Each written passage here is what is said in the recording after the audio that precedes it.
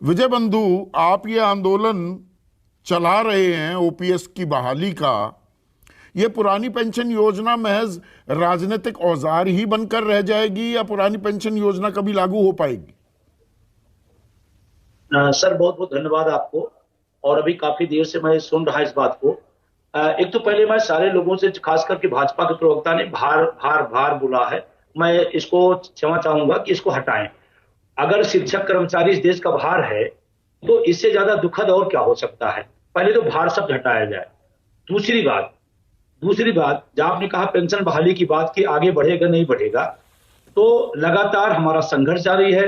अभी 1 जून 23 से चंपारण बिहार से एनपीएस निजीकरण भारत छोड़ो यात्रा निकाली गई है। लगातार यात्रा बिहार, उत्तर प्रदेश, उत्तराखंड, मध्य प्रदेश और महाराष्ट्र अभी लगातार वो जारी है। और मेरा अभियान ही पूरे देश के लिए है, चाहे वो स्टेट का कर्मचारी हो चाहे सेंट्रल कर्मचारी हो।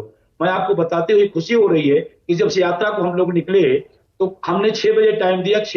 12 बजे पहुंचे छपरा रेलवे स्टेशन पे। 12 बजे रेलवे के साथी इस यात्रा का स्वागत कर रहे हैं। इसका मतलब देश का जो शिक्षक कर्मचारी है, जो उसका टेम्परामेंट है, वो 85 लाख शिक्षक कर्मचारी चाहता है कि हमारी पुरानी पेंशन दी जाए। नहीं, अभी वो एक तो सवाल कोई भी आया। चाहेगा।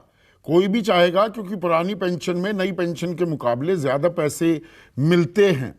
पर ये जी। एक मुंगेरी लाल के हसीन सपने तो नहीं दिखाए जा रहे। सवाल मेरा ये है, नहीं सर। क्योंकि इसमें आर्थिक पहलू को, आर्थिक बोझ को, आपने भार शब्द पर ऐतराज दर्ज कराया है, पर मैं यूज करूंगा ये वर्ड, आर्थिक जो बोझ पड़ेगा, क्या वो देश की अर्थव्यवस्था सहन कर पाएगी?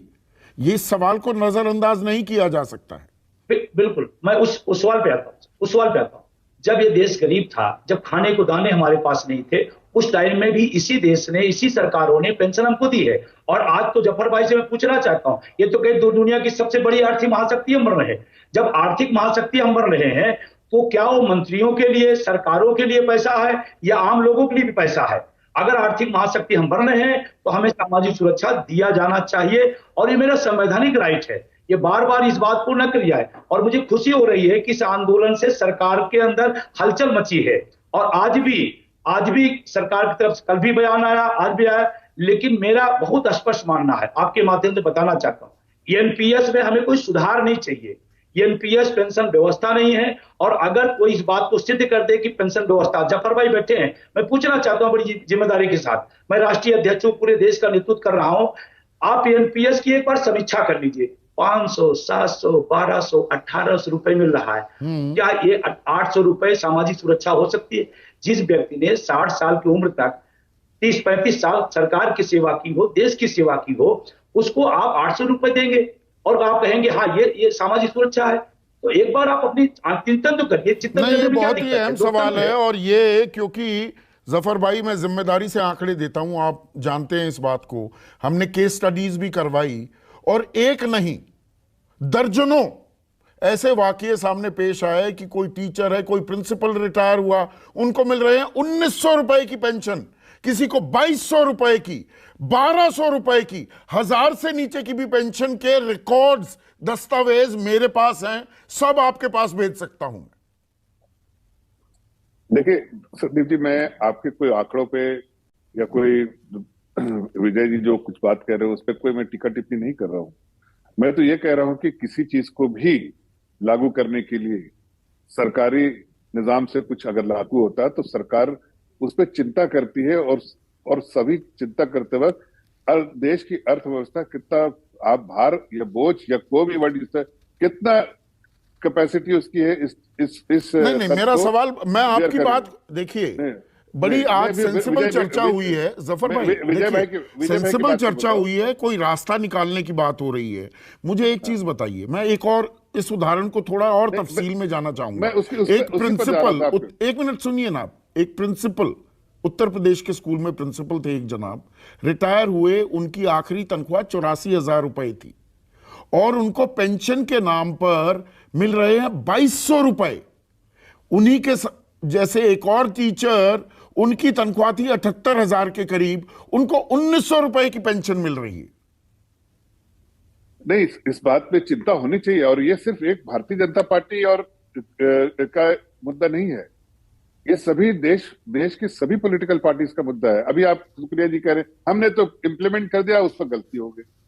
अभी समाजवादी पार्टी के साजन साहब कह रहे हैं कि हाँ हमने किया था, उस वक्त हमने इसका बहिष्कार कर, लेकिन आज मेरी आंखें खुल गई। ऐसा नहीं होता। उस वक्त भी आपने कुछ सोच के किया होगा, उस वक्त भी कांग्रेस ने कुछ सोच के ही किया होगा, उस वक्त भी जो उनके जो लाइबिलिटी बेयर करने की क्षमता थी सरकारों की, उसको देखते हुए किया था। आज भी मैं कह रहा हूं कि सभी तो ये सरकार कॉस्ट सभी करेक्ट लोगों कर को, रहे हैं आप, कॉस्ट करेक्शन के लिए तैयार हैं क्या? मैं ये कह रहा हूं कि इस पे जैसे हमारे सीनियर लीडर्स ने कहा है कि इस पे चिंता हो रही है, उस पे चिंता देखिए, चिंता जब सरकार करती तो उस पे तो मतलब कोई रास्ता सही- निकालने सही- की सरकार भी कोशिश कर रही है। कंक्लूडिंग कमेंट आपका भी सुप्रिया। मुझे ऐसा लगता है कि सरकार को बिल्कुल बैकफुट पर जाकर इस पर संशोधन करना ही पड़ेगा। सरकार प्रेशर के अंतर्गत है और जब लोग खड़े हो जाते हैं तो सरकार बार बार बैकफुट पर जाती है। वो हमने 3 काले कानूनों में भी देखा है। बोलते बोलते जफर जी बोल गए कि कांग्रेस ने समझदारी से उस समय काम किया होगा। चलिए, आपने ये तो माना कि 70 साल तक हमने बड़ी समझदारी से देश चलाया था और बड़ी समझदारी से देश को लोगों ने आपको सौंपा। आपने बड़ी नासमझी दिखा दी पिछले 9 सालों में। उसका पर ये हिसाब तो देश पेंशन आपसे को लेकर किसने वो नासमझी दिखाई थी कि जो चीज 19 साल पहले लागू हुई, अब वो राजनीतिक एक गरम आलू, हॉट पोटैटो का हिंदी तर्जुमा कर रहा हूं, वो बन गया है, गले की हड्डी बन गया है सत्ताधारी गठबंधन के लिए। विपक्ष क्या अपनी राजनीति चमका रहा है या दरअसल एक सरकारी कर्मचारी को सुरक्षा कवच क्यों ना मिले? क्या वाकई इस फैसले से, जुडिशरी का जो ये फैसला आया है, यहां पर जजेस को पुरानी पेंशन देने की जो बात सामने आई है, अब उसके बाद आप लोग क्या कह रहे हैं?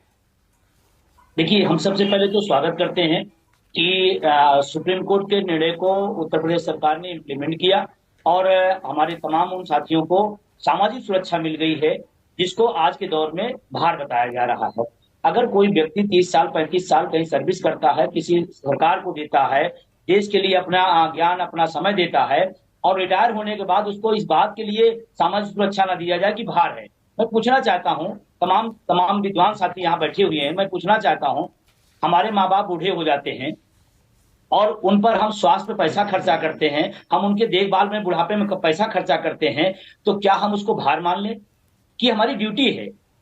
वो हमारी ड्यूटी है। जैसे हम अपने माँ बाप की बुढ़ापे में उनकी रक्षा करते हैं, उनकी सुरक्षा करते हैं, उनके स्वास्थ्य का ध्यान करते हैं, उसी तरह से जो कर्मचारी सरकार को या इस देश को दिया है उसकी ड्यूटी बनती है। पहली बात तो हम बड़ी निवेदन के साथ करना चाहता हूं, पुरानी पेंशन को भार न कहा जाए। अगर भार कहा जा रहा है तो देश के सेना को दिया जा रहा है, इसका मतलब ओपीएस उनको दिया जा रहा है, वो भी भार है और ये बहुत गलत बात है। देश के माननीय लोग पेंशन लेते हैं, क्या वो भी देश पर भार है? भार शब्द हटाया जाए, ये सामाजिक सुरक्षा का विषय है। और बहुत सारे लोग बार बार कहते हैं कि आर्थिक दिक्कत आ रही है। हमको ये बता दें, आज करीबन 10 साल, लगभग 2004 के बाद से आज लगभग 20 साल पूरे होने जा रहे हैं। जो पैसा बचा उस देश का, वो पैसा कहां गया? पुरानी पेंशन पर जो पैसा बचाने का माध्यम बताया जाता है, वो पैसा गया कहां? वो किस डेवलपमेंट में लगा है? हम ये भी जानना चाहते हैं। और जो सरकारें, पश्चिम बंगाल ने आज तक पुरानी पेंशन बंद नहीं किया, क्या पश्चिम बंगाल रसातल में चला गया? मैं पूछना चाहता हूं। आप अगर इंडेक्स देखेंगे, राष्ट्रीय इंडेक्स देखेंगे, तो उसमें आज भी 6ठे नंबर की अर्थव्यवस्था में आती है। तो कैसे हम मान लें कि पुरानी पेंशन देश हो जाती है? दूसरा एक जो गंभीर सवाल मैं आपसे पूछना चाहता हूं, अग्निवीर, इसी देश में अग्निवीर पैदा किया जाएगा, इसी देश में राजनेता पेंशन वीर हैं। बताओ, गरीब, गुरु और किसान मजदूर का बेटा देश की सेना में जाएगा, वो अग्निवीर बनेगा और एसी में बैठा हुआ व्यक्ति एक पेंशन नहीं, 2 पेंशन नहीं, 3 पेंशन नहीं, 4 पेंशन लेता है। विधायक अलग पेंशन लेता है, सांसद अलग पेंशन लेता है। एक बार हुआ तो एक बार लिया, 2 बार तो उसमें वृद्धि कर लेते हैं, 3 बार हुआ तो और वृद्धि कर लेते हैं। वो भार नहीं है। मैं तो बड़ी विनम्रता से कहना चाहता हूं, ये बिल्कुल पैसे की समस्या नहीं है, नियत का सवाल है और नियत सही करना पड़ेगा। और हम सरकार के भाग हैं, हम आंख नाक कान हैं। सरकार की जितनी योजनाएं हैं, कौन पहुंचाता थी हमको बता दें लोग? वही शिक्षक, वही कर्मचारी, वही अधिकारी। आपकी जितनी योजनाएं जाती हैं, और मजे की बात आप सुने, वही कर्मचारी से पेंशन, विधवा पेंशन, ये पेंशन, वो पेंशन, 1000 पेंशन जारी की जाती है और जो व्यक्ति ये जारी करेगा वो पेंशन नहीं पाएगा। और रही एनपीएस की बात, मैं आपसे कहना चाहता हूं, जितने भी जिम्मेदार साथी है, एक बार एनपीएस की जो खूबियां बता रहे हैं, एक बार जितने लोग देश में एनपीएस में पेंशन पा रहे हैं, जो रिटायर हो गए एनपीएस की पेंशन पा रहे हैं 1200 1800, एक बार उनसे तो मिल लें और बताएं कि जिस आदमी का वेतन 40,000 था उसको 800 रुपए पेंशन मिल रही है और आप बता रहे हो कि एनपीएस बहुत अच्छी है। अगर एनपीएस बहुत अच्छी है तो ये नियम औरों पर क्यों लागू नहीं होता है? ये नेताओं पर क्यों नहीं लागू होता? और नेता तो मैं बड़ी विनम्रता से कहना चाहता हूं, वो तो कहते हैं हम सेवक हैं, उनको वेतन भत्ते सुविधा की क्या जरूरत है? हम तो कहते हैं हम सर्वेंट हैं, हम आए हैं वेतन भत्ते के लिए। आप तो सर्वेंट नहीं हैं, फिर आपको क्या जरूरत है? आप अपना वेतन में थपथपाक बढ़ाते हैं, आप अपने भत्ते में थपथपाक बढ़ाते हैं। और हमारी पेंशन की बात आए, इस देश का अर्धसैनिक बल देश के लिए जान देता है, बॉर्डर पर लड़ता है, जब यहाँ देश के अंदर समस्या आती है उस पर लड़ता है और वो पेंशन नहीं पाए। इन नेताओं की सुरक्षा का बहुत कुछ दारोमदार अर्धसैनिक बलों पे है। अर्धसैनिक बल असुरक्षित है और नेता को सुरक्षित कर